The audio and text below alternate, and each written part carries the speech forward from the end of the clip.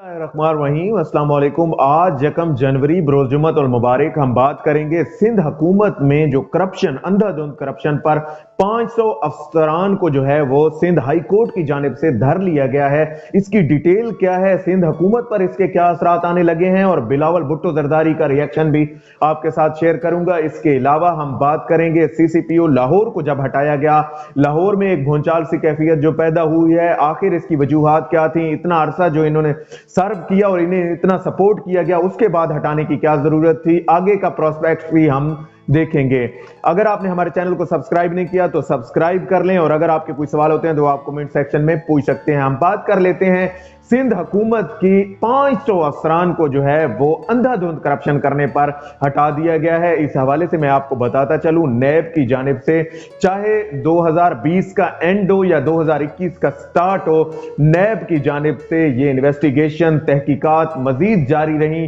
कि जिन लोगों ने पब्लिक ऑफिस को होल्ड कर रखा था, जिन लोगों ने जो है वो सियासी असर और रसूख इस्तेमाल किए थे, जिन लोगों ने असासे से आमदन से ज्यादा असासे बनाए थे, और जिन लोगों ने जो है वो नाजायज इख्तियारात को इस्तेमाल किया था, उन पर जो है वो नैब किसी तौर पर स्लो डाउन हमें नजर नहीं आ रहा, और नैब अपनी कार्रवाइयां मजीद तेज करता जा रहा है। और आज इस हवाले से सिंध हाई कोर्ट का जो फैसला आया है उसमें मैं आपको बताता चलूं कि उसमें 500 अफसरान को हटाने का कहा गया है, उनको मुअत्तल करने के जो है वो कहा गया है सिंध हुकूमत को। और सिंध हुकूमत, साईं सरकार मुराद अली शाह यकीनन इस हवाले से सख्ते में आ चुके हैं, और उनके लिए इतनी बड़ी सिचुएशन क्रिएट हो गई है कि 500 अफसरान, आप सोच भी नहीं सकते कि जिन 500 अफसरान को बिलावल भुट्टो जरदारी ने और सिंध सरकार यानी कि मुराद अली शाह ने लगाया था, और इन्होंने जो अपने नवाज लगाए थे वो जो है वो अब जाने लगे हैं, तो इनको नए ऐसे ढूंढने पड़ेंगे, नए ऐसे लगाने पड़ेंगे। और अगर ये लगाएंगे भी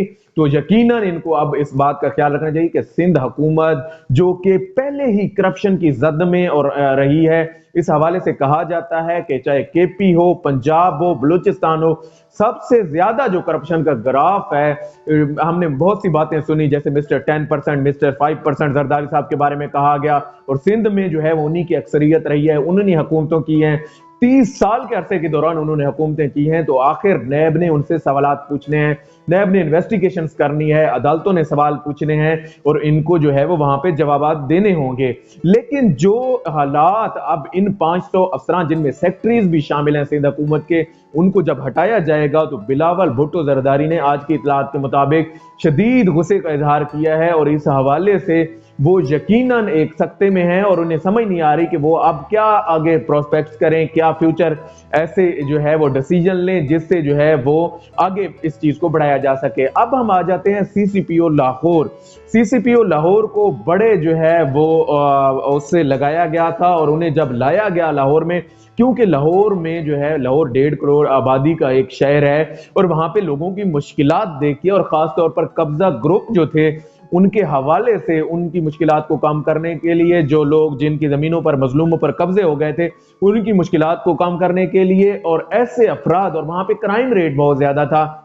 इसलिए जो है वो CCPO लाहौर उमर शेख को लाया गया। लेकिन उमर शेख ने दावे तो बड़े किए, बयानात तो बड़े दिए, जबान दरारी बड़ी इस्तेमाल की, लेकिन जो है वो इस पे अमल दरामद करने में शायद नाकाम रहे। आज लाहौर में क्राइम रेट, अदालतों ने भी पिछले दिनों कहा कि कैसे 20 से 25% जो है वो लाहौर में क्राइम रेट बढ़ गया, जबकि एक जानिब वो जो है वो लाहौर को पेरिस बनाने के चक्कर में थे, लाहौर को न्यूयॉर्क बनाने के चक्कर में उमर शेख थे, लेकिन उनसे ये ना हो पाया, और आज उन्हें हटाकर उनकी जगह पे गुलाम मोहम्मद डोगर को लगा दिया गया है नया CCPO लाहौर। मैं आपको इसकी वजूहात बता दूं कि कैसे जो है वो क्यों हटाना पड़ा इनको। एक तो इनके आते ही जब लाहौर मोटरवे पे ज्यादती का एक केस होता है, उस हवाले से उमर शेख ने ऐसा नाजेबा और गलत किस्म का बयान दिया कि उस वक्त ही उनसे प्रेशर आना पंजाब हुकूमत पे आना शुरू हो गया, मीडिया की जानिब से, बाकी लोगों की जानिब से, सिविल सोसाइटी की जानिब से, कि ऐसा बयान देना एक CCPO लाहौर को, एक ऐसे अफसर को देना जो है वो इंतहाई जो है वो नाजेबा है, और इस हवाले से ये किसी तौर पर फेयर नहीं है।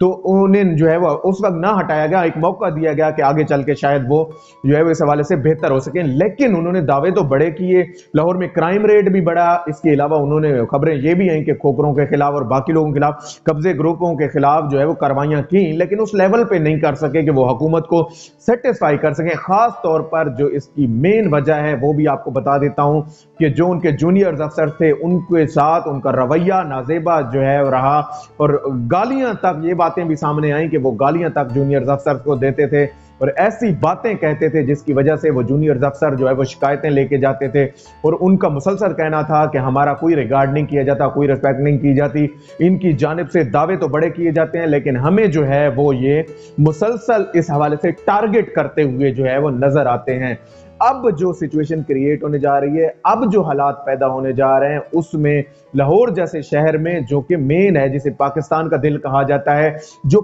پنجاب کا ہب ہے، پورے پاکستان کا ہب پنجاب اور پنجاب کا ہب لاہور، اس میں اگر ایسی حالات پیدا ہو جائیں، آپ جو ہے وہ کوئی ایک جو ہے وہ ایسا افسر نہ لگا سکیں جس کے جو اس ایک مین سٹی کو کنٹرول کر سکے، جس میں جو ہے وہ آپ کی جو ہے وہ مین آبادی رہتی ہے، 1.5 کروڑ سے زیادہ آبادی کا یہ شہر ہے، وہاں پہ اگر آپ لوگوں کی مشکلات کام نہ کر سکے، یقیناً سوالات اٹھنا شروع ہو جائیں گے۔ اور عمران خان صاحب اس حوالے سے ڈیسیجن پہ ڈیسیجن لے رہے ہیں، بزدار حکومت ڈیسیجن پہ ڈیسیجن لے رہی ہے، اور انشاءاللہ آنے والا وقت یہ بتائے گا کہ ان نے جو ہے وہ بہتری کی جانب یہ اقدام کیے ہیں، کیونکہ غلام محمد ڈوگر جو ہے وہ انتہائی پروفیشنل انسان ہیں، اور ان کے حوالے سے یہ کہا جا رہا ہے کہ وہ اس حوالے سے ان کی آنیسٹی، ان کی انٹیگریٹی، ان کی آٹونومی سے جو ہے وہ کسی طور پر کمپرومائز نہیں ہے، اور وہ جو ہے وہ اس حوالے سے بہتر شخص ہیں۔ اللہ کرے کہ وہ ایسے حالات پیدا کر سکیں کہ پنجاب میں، لاہور میں خاص کر جو ہے وہ جس حوالے سے ان کو لگایا جا رہا ہے، امن کی صورتحال پیدا ہو۔ اگر امن ہوگا تو باقی چیزیں جو ہے وہ آگے بڑھیں گی۔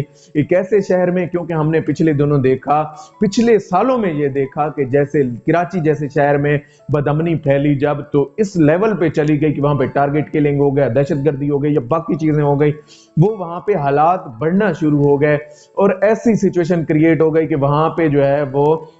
رینجر کو بلانا پڑ گیا۔ رینجر کو جب تعینات کیا گیا تب جا کے وہاں پہ حالات سنبھلے، ورنہ جو ہے وہ قابو سے باہر ہو جاتے ہیں۔ تو پہلے تو کام اس نے جو عمر شیخ نے دعویٰ کیا تھا کہ میں پہلے پولیسنگ ٹھیک کروں گا، پولیس میں جو بھیڑیاں ہیں ان کو ٹھیک کروں گا، لیکن ان سے یہ دعویٰ بھی ہمیں ٹھیک ہوتا ہوا نظر نہ آیا، صرف دعووں تک بات رہی، عملی اقدام ان کی جانب سے نہ آئے۔ اللہ کرے کہ بزدار حکومت کا یہ اقدام پاکستان کے لیے، لاہور کے لیے اچھا ثابت ہو، اور خاص طور پر جو ہے وہ لاہور کی عوام جو یہ چاہتی ہے کہ کسی نہ کسی طرح جو ہے وہ اس کو امن نصیب ہو، کیونکہ انہوں نے بڑی مشکل سے چھٹکارا حاصل کیا پچھلی حکومتوں سے، جنہوں نے ان کو اپنے مقاصد کے لیے استعمال کیا۔ وہاں پہ قبضہ گروپ جو ہیں تھے یا باقی لوگ تھے ایسے، جہاں پہ روبری ہو گئی یا باقی جو جرائم ہیں، وہ ان کی شرح پہلے ہی بڑی ہوئی تھی، تو اگر دوبارہ سے جو ہے وہ ان کے آنے سے اور زیادہ انکریز ہوئی ہے تو یقیناً عمر شیخ کا لانا ایک غلط فیصلہ تھا، اور اب ان کا تبدیل کیا جانا ایک صحیح فیصلہ نظر آ رہا ہے۔ اللہ کرے کہ ایسے حالات پیدا ہوں۔